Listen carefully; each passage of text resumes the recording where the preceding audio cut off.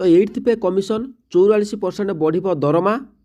अष्टम वेतन कमिशन लागू हेले 50 लाख केंद्रीय कर्मचारी और 65 लाख पेंशनभोगी उपकृत हेबे। दरमा बढ़िबा सहित पेंशन राशि मध्य वृद्धि पाइबो, जाहाकु कि अपेक्षा करि रहिचंती लक्ष लक्ष कर्मचारी।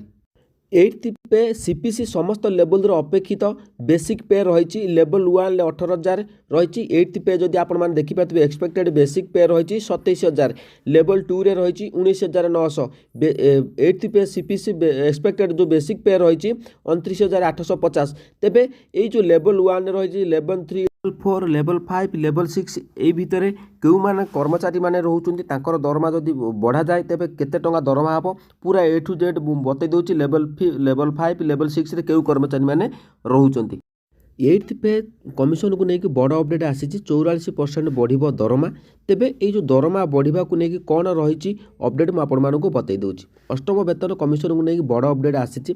केंद्र सरकार देशर लक्ष लक्ष सरकारी कर्मचारी एवं पेंशन भोगी को बड़ उपहार देइचंती।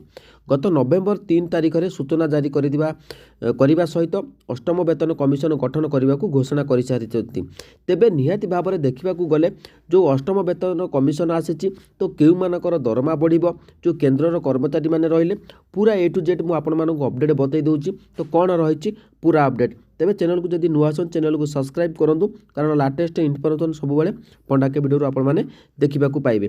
तेबे चलतु मुझे पूरा अपडेट बतई दूची। तेबे 8th पे सीपीसी समस्त लेवल अपेक्षित तो बेसिक पे जोटा रही लेवल आप देखिपे बर्तमान समय लेवल 1 रही। लेवल 1 ले क्यों कर्मचारी रहिले, लेवल 2 रे क्यों कर्मचारी अछंती, लेवल 3 कौन क्यों कर्मचारी अछंती, लेवल 4 लेवल 5 एमिति जो लेवल अच्छी से लेवल ले क्यों कर्मचारी माने रहिले तांकर दरमा केते कौन बढ़िबो मु आपण मानकु पूरा अपडेट बतई दूची। तेबे प्रथम आपण माने जानि नियंतु एटा रही 7th पे जो 7th सीपीसी स्टार्टिंग पे थिला लेवल 1 ले रहिथिला 18,000, किंतु वर्तमान समय जदि 8th पे गोटे आशा करा जाउची तो एक्सपेक्टेड बेसिक पे रही जदि एटा लेवल 1 जो मैंने अच्छा 18,000 थिला तो बेसिक 7th पे बेलू तो ये देखो 27,000 आसी 8th पे जदि हो। तेबे लेवल 2 रे आपण माने देखिपारे 19,900 एठी रही 29,850। लेवल 3 रे आपण माने देखिबा चाहिए 21,700। तो 8th पे आशा करा जाउची तो घोषणा है कि आशा करा बतई दूची 32,550। लेवल 4 रही 25,500 दरमा 38,250 रही 8th पे नुई कि डाण साइड आप देखिपारे 8th पे। तो देखो ये जो लेवल 5 रही 29,200 43,800। लेवल 6 35,400 53,100 रोची 8th पे को नहीं। लेवल 7 रही 44,900 8th पे जो रही 67,350। लेवल 8 रही 47,600 71,400। लेवल 9 रही 53,100 आउ लेवल जो लेवल 9 रही 53,100 79,650। लेवल 10 रही 56,100 84,150। लेवल 11 रही 67,700 1,01,550। लेवल 12 रही 78,800 1,18,200। लेवल 3 रे रही 1,23,100 1,84,650। लेवल 3A रही 1,31,100 आउ 1,96,650 रही 8th पे को जोटा कि आशा करा जाउची। लेवल 14 रही 1,44,200 आउ 2,16,300। लेवल 15 रही 1,82,200 2,73,300। लेवल 6 रही 2,05,400 टंका तापर 3,08,100 रोची। लेवल 7 रही 2,25,000 फिक्सड तो 3,37,500। लेवल 8 रही 2,50,000 फिक्सड आउ 3,75,000 रही। तेबे जो लेवल गुड़िक रही ये लेवल जदि आपण माने ए लेवल 1 लेवल 2 लेवल 3 रे जदि आपण माने जॉब करते तेबे वर्तमान समय जोटा कि बड़ अपडेट आसिक पहुँचुची 7th पे अपडेट देखुं दरमा केते रही।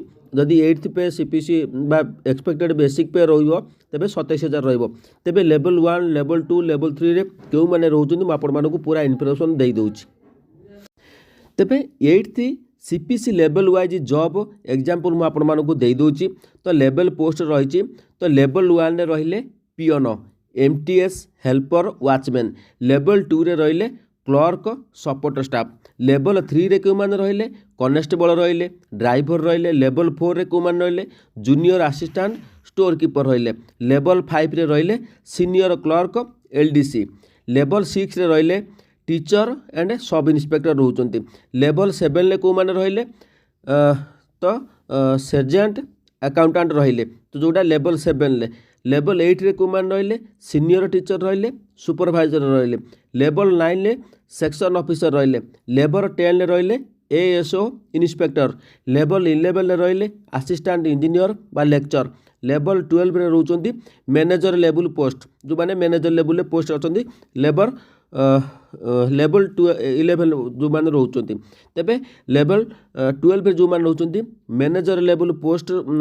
रोचंती लेवल 13 जो मैंने रहिले जॉइंट डायरेक्टर रहिले लेवल 14 ले रहिले डेप्यूटी सेक्रेटरी लेवल 15 ले रहिले 15 एंड 18 रहिले IS IPS हाई ऑफिसर जो मान रहिले ऑफिशियल जो रहिले से मानकु जाउचंदी कोडा लेवल 8 रे मु आपण मानकु पूरा अपडेट बतै देली तेबे एहा जदी बा घोषणा होउची जदी 8 पे को बा आशा करा जाउची किंतु जदी घोषणा होउची प्रकृतर केते कोटी टंका ऋण भार हबो ताहा भी आपण माने जानि रखिबा निहाती आवश्यक तेबे चालंतु मु आपण मानकु पूरा अपडेट बतै दउची तेबे एटी आपण देखि पाथि अष्टम वेतन कमिशन लागू हेले केन्द्रर समस्त कर्मचारी को यार लाभ मिलिबो जेपरिक उद्योग क्षेत्र थिबा केंद्रीय कर्मचारी भारतीय सेना थिबा कर्मचारी सशस्त्र बल केन्द्र शासित अंचल कार्य करुवा कर्मचारी यार फायदा मिलिबो अष्टम वेतन कमिशन कार्य आरंभ कर सारी बेले मे 2027 सुधा रिपोर्ट दाखल करने नहीं सूचना रही आउ या परे केंद्रीय कर्मचारी दरमा और पेंशन भोगी भत्ता वृद्धि पाइब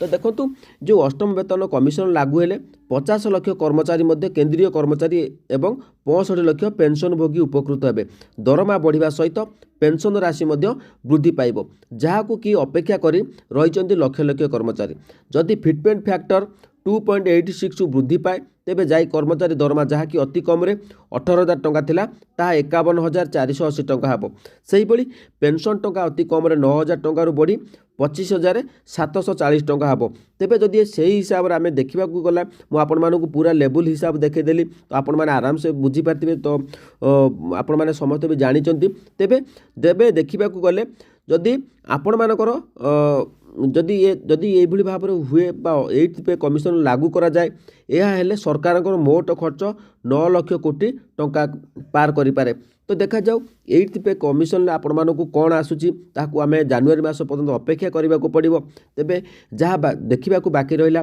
तो 8 पे कमिशन जो लेवल गुड़ी को आपण मानु देखेली पेमेंट निहाती भाव जदि होउची तो निहाती भाव में जो केंद्रीय कर्मचारी माने रहिले तो सेमानक दरमा बढ़िया सहित सेमानक मन मध्ये खुशी हो जिवो तेबे आज अपडेट जदि आपण मानकु भल लागि तो दयाकोरी कमेंट रे आपण मानकर मतामत देबे जदि आउ किछि जानिया पई चाहुचंदी तो कमेंट मध्ये आपण माने करि परिबे जय जगन्नाथ।